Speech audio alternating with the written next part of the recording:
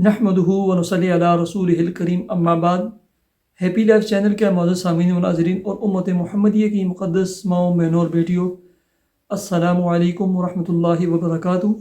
उम्मीद करता हूँ कि आप जहाँ पर भी होंगे अल्लाह के फजल व करम से खैरियत से होंगे और दुआ गो हूँ कि अल्लाह तबारक व तआला आपको दीनी इस्लाम के साथ सेहत व सलामती वाली, प्यार व मोहब्बत वाली, खुशी वाली और पाकीज़ा लाइफ और ज़िंदगी अता फ़रमाए, अल्लाहुम्मा आमीन। प्यारे सामीन व नाज़रीन, कर्ज़ के लिए बहुत सारे दोस्त अहबाब ने लिखा था, तो आज मैं कर्ज़ के लिए ना एक इंतहाई मुजर्रब अमल और वजीफ़ा बतलाने लगा हूँ। एक बहुत ही बेहतरीन किस्म का वाक़या जो आप सुनकर आपका ईमान ताज़ा होगा। उसके बाद इस वजीफ़े की आज़मत और इसकी बढ़ाई आपके दिल में बैठेगी और शौक़ पैदा होगा कि आप ये अमल और ये वजीफ़ा करें। एक शख्स था, उसने कारोबारी लेन देन के लिए अपने दोस्त से 3000 दिनार कर्ज लिए। एक महीने का टाइम रखा, तो एक महीने के बाद जब दोस्त ने उससे पैसे मांगे तो उसने कहा कि भाई मैं तो दिवालिया हो गया हूँ, मेरे पास खाने के लिए कुछ नहीं है, तो मैं आपके पैसे कैसे अदा करूँ, आप कुछ मोहलत दें। खैर वो दोस्त काजी के पास गया और मुकदमा दायर कर दिया। काजी ने इसको बुलाया और कहा कि भाई आपके पास एक महीने का टाइम है, एक महीने के अंदर आपने कर्ज़ अदा करना है, वरना अदालत आपको कोई भी सज़ा सुना सकती है।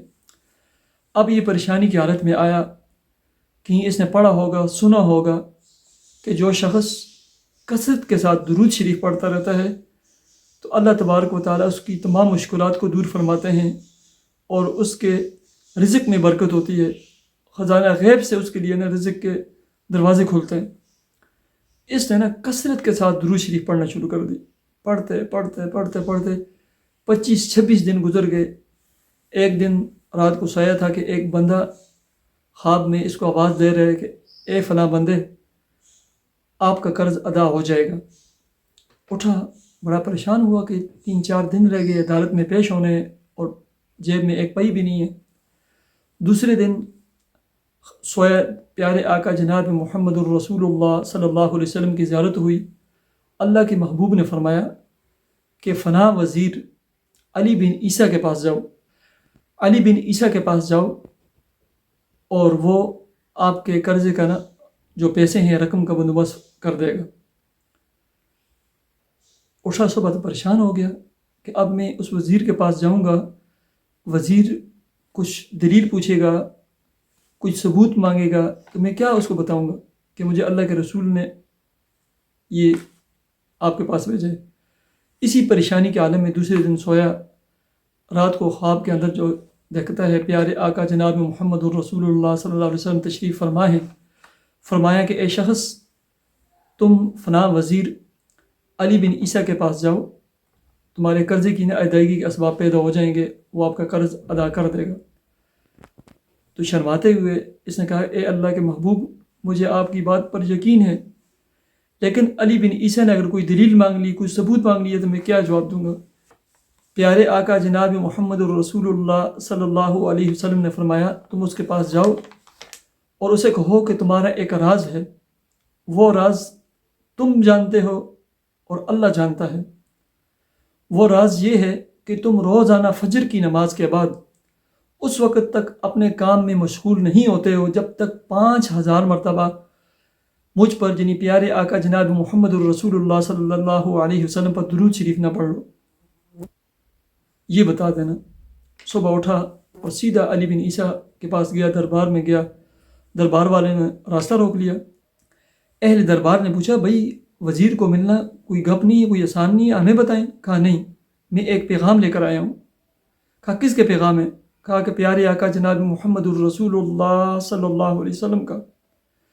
जब प्यारे आका का नाम लिया तो सारे जो दरबार वाले थे, जो चौकीदार थे, जो सिक्योरिटी गार्ड थे, वो पीछे हट गए। ये शख्स वज़ीर के पास गया और कहा कि मुझे प्यारे आका जनाब मुहम्मदुर रसूलुल्लाह सल्लल्लाहु अलैहि वसल्लम ने आपके पास भेजा है, मेरे ऊपर 3000 दिनार कर्ज़ है। कहा कि वो अदा कर देंगे। फरमाया, आपकी बात पे कुर्बान जाऊँ, लेकिन कोई दलील, कोई सबूत। खास सबूत हैं कि आपका एक राज है जो मुझे पता चला है اور وہ راز جو آپ جانتے ہیں اور آپ کا اللہ جانتا ہے کہ آپ روزانہ فجر کے بعد 5000 مرتبہ درود شریف پڑھتے ہیں اور پیارے آقا کو ہدیہ بھیجتے ہیں۔ جب یہ بات کی، وزیر فوراً اٹھا اور 9000 دینار لا کر اس کی خدمت پیش کی کہ 3000 دینار آپ کا قرضہ ہے اور 3000 دینار آپ اتنی عظیم ہستی کا جو پیغام لے کر آئے ہیں، جس کے بعد مجھے یقین ہو گیا کہ میرا درود شریف میرے محبوب تک پہنچتا ہے اور قبول ہوتا ہے، یہ اس کے لیے ہیں، اور 3000 جو ہے نا آپ کے اہل خانہ کے لیے ہیں اور آپ کے کام کاروبار کے لیے ہیں۔ یہ 9000 دینار لے کر گیا۔ عدالت کا دن تھا، پیشگی والا دن تھا، 1 مہینہ پورا ہو گیا۔ عدالت میں قاضی کے سامنے کہا کہ میں پیسے لے آیا ہوں، چونکہ اچھا زمانہ تھا۔ اس نے تفتیش کی، بھائی کل آپ کے پاس 1 روپیہ نہیں تھا، آج اتنی بڑا جو ہے نا خزانہ اور دولت کہاں سے لائے؟ پورا الف سے لے کر یا تک واقعہ A to Z سنا دیا۔ جو قاضی اور جج تھا وہ بھی اس وقت کے قاضی اور جج، اللہ اکبر، 3000 دینار قاضی لے کر آیا، جج لے کر آیا کہ ساری نیکیاں ساری بلائیاں صرف وزیر ہی لے جائے، یہ میرا حصہ ہے، میں آپ کا قرض ادا کر دیتا ہوں۔ قرض دے دیا۔ اس کے بعد جس کے پیسے تھے 3000 دینار دینے تھے، وہ بھی عجیب انسان تھا۔ اس نے جب یہ سارا معاملہ دیکھا، اس نے کہا اے جج صاحب، ساری نیکیاں اور ساری بلائیاں آپ لے جائیں، یہ بندہ لے جائے اور وزیر لے جائے، میں کیا کروں گا؟ میں نے اس شخص کو اپنا قرض ہی معاف کر دیا۔ درود شریف کی برکت سے اللہ تبارک و تعالیٰ نے ایک ایسے شخص کو جس کے پاس 1 روپیہ بھی نہیں تھا اور 1 مہینہ اس نے درود شریف کثرت سے پڑھی ہے، 12000 دینار کا مالک بنا دیا۔ میرے دوستو، کثرت سے درود شریف پڑھو، اپنے ہر معاملے کے لیے درود شریف پڑھو، ہر معاملے کے لیے درود شریف پڑھو، اور جو کثرت سے درود شریف پڑھتا ہے اللہ تبارک و تعالیٰ اس کی ہر مشکل، ہر پریشانی کو دور فرماتے ہیں، اور رزق ایسی جگہ سے اس کو پہنچتا ہے جہاں تک انسان کا گمان بھی نہیں جاتا۔ اللہ تعالیٰ ہمیں کثرت سے پیارے آقا جناب محمد رسول اللہ صلی اللہ علیہ وسلم پر درود شریف پڑھنے کی توفیق عطا فرمائے۔ مجھے اجازت دیجیے، اللہ حافظ۔